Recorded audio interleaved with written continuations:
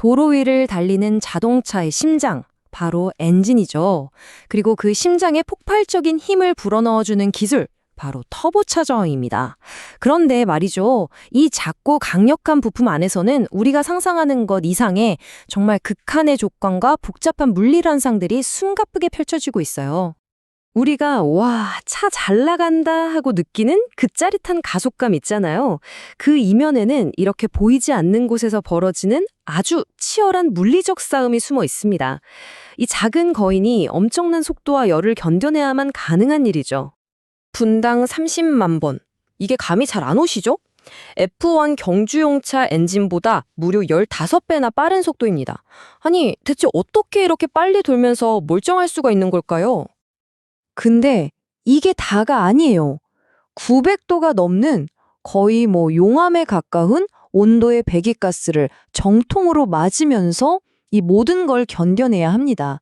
정말 대단하죠. 자, 그럼 터보차저한테 가장 위험한 순간은 언제일까요?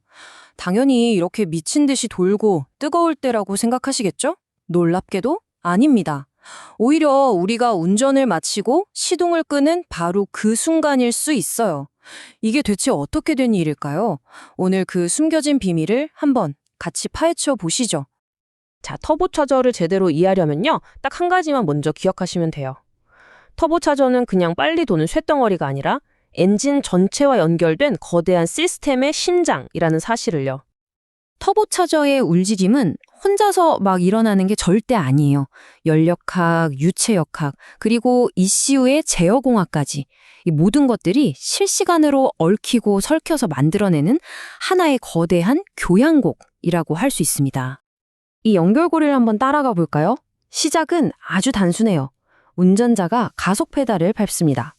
그럼 ECU가 명령을 내리고 엔진의 연력학적 상태가 바뀌죠.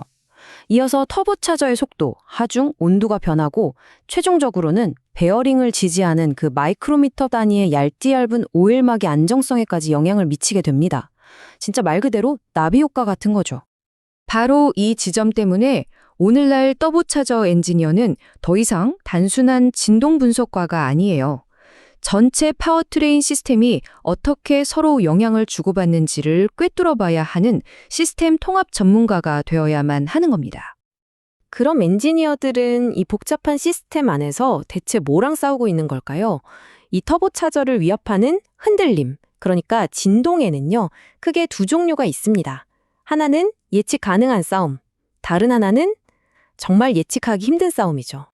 우선 선형 동력학, 이건 말이죠. 질량 불균형 때문에 생기는 공진이라는 예측이 가능한 적이랑 싸우는 거예요. 시스템이 어느 지점에서 위험하게 울리는가, 이걸 미리 파악해서 그 지점을 피하는 게 목표죠. 근데 진짜 골치 아픈 건 바로 이 비선형 동력학, 자료 불안정성이라는 놈입니다. 이건 시스템 내부의 힘 때문에 스스로 진동이 점점 더 커지는 아주 까다로운 현상이에요. 이 예측 불가능한 적의 대표적인 얼굴이 바로 오일 휠과 오일 휩입니다. 둘 다 오일막에서 시작되는 진동인데 그 성격은 하늘과 땅 차이예요. 오일 휠은 뭔가 좀 이상한데? 하는 경고 신호 같은 거예요. 근데 오일 휩, 이건 차원이 다른 얘기입니다. 이 진동 주파수가 시스템의 가장 약한 골이 바로 그 고유 진동수에 딱 하고 달라붙어 버리는 순간 진폭이 말 그대로 폭발적으로 커지는 겁니다. 터보차저를 순식간에 박살 내버리는 그야말로 치명타죠. 아니, 이렇게 격렬한 싸움이 벌어지는데 터보차저는 어떻게 버티는 걸까요? 바로 여기에 숨은 영웅이 있습니다. 베어링 시스템, 특히 그 안에 있는 얇은 오일막이죠. 자동차 터보차저에 많이 쓰이는 이 플로팅 링 베어링의 구조를 보면 여기서 엔지니어들이 얼마나 똑똑한지 정말 감탄하게 되는데요. 그냥 축을 지지하는 게 아니라 회전 축과 하우징 사이에 자유롭게 도는 링을 하나 더 넣었어요. 그래서 안쪽과 바깥쪽에 두 개의 오일막, 즉 이중 유막 구조를 만든 거죠. 이 이중 유막 구조가 두 가지 결정적인 장점을 줍니다. 첫째, 중간에 있는 링이 같이 돌아주니까 각 오일막의 상대 속도가 확 줄어들어요. 그래서 불안정성을 일으키는 힘 자체가 약해지고요. 둘째, 두 개의 오일막이 마치 충격 흡수 장치 두 개를 직렬로 연결한 것처럼 진동 에너지를 훨씬 더 효과적으로 흡수해버립니다. 시스템이 아주 안정적으로 유지되는 거죠. 자, 그럼 이제 맨 처음에 던졌던 그 질문으로 다시 돌아가 볼 시간입니다. 왜 터보차저에게 가장 위험한 순간은 미친 듯이 돌고 있을 때가 아니라 가만히 멈춰 있을 때일까요? 이 직관에 반하는 위협의 정체는 바로 열입니다. 네, 맞습니다. 고속도로를 신나게 달리다가 휴게소에 딱 도착해서 바로 시동을 끄는 바로 그 순간. 그때 터보차저는 가장 혹독한 열화학적 공격을 받게 됩니다. 이게 왜 그러냐면 바로 열 흡수, 영어로는 히트속 현상 때문이에요. 엔진이 멈추면 심장이 멈는 것처럼 터보차저를 식혀주던 오일과 냉각수 순환도 딱 멈춰버려요. 하지만 900도까지 달궈졌던 터빈 하우징의 그 엄청난 열기는 어디로 갈까요? 갈 곳 잃은 그 열기가 상대적으로 차가웠던 베어링 쪽으로 전부 다 정말 무섭게 역류하는 겁니다. 이 열에 갇힌 오일은 말 그대로 타서 굳어버리는 거죠. 이게 바로 오일 코킹 현상인데 부드러웠던 액체 오일이 딱딱한 탄소 찌꺼기가 돼버리는 거예요. 이런 치명적인 공격을 막기 위해서 요즘 기술은 정말 똑똑한 방어막을 여러 겹쳐놨습니다.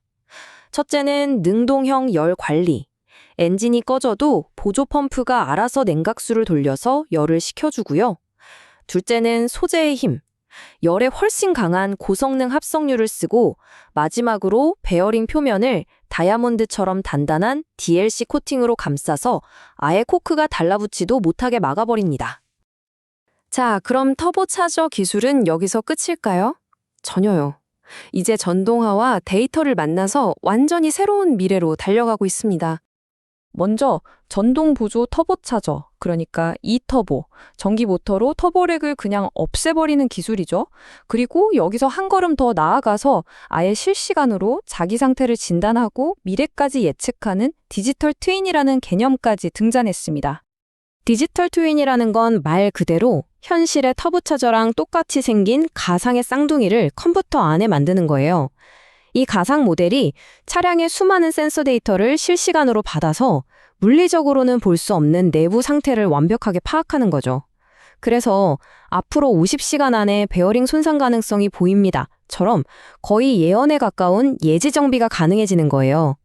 더 나아가면 시스템이 불안정해질 것 같으면 스스로 엔진 출력을 조절해서 위험을 피해가는 능동형 제어의 시대까지 열리게 되는 거죠. 어떠셨나요? 이렇게 보니까 터보차저가 그냥 단순한 부품이 아니라 자동차 기술 혁신의 맨 앞에서 달리고 있는 핵심 플레이어라는 게 느껴지시죠? 여러분, 자동차 보니트 아래에서 벌어지는 이 놀라운 세계를 조금 더 깊이 이해하는 계기가 되셨으면 좋겠습니다. 마지막으로 이런 질문을 한번 던져보고 싶네요.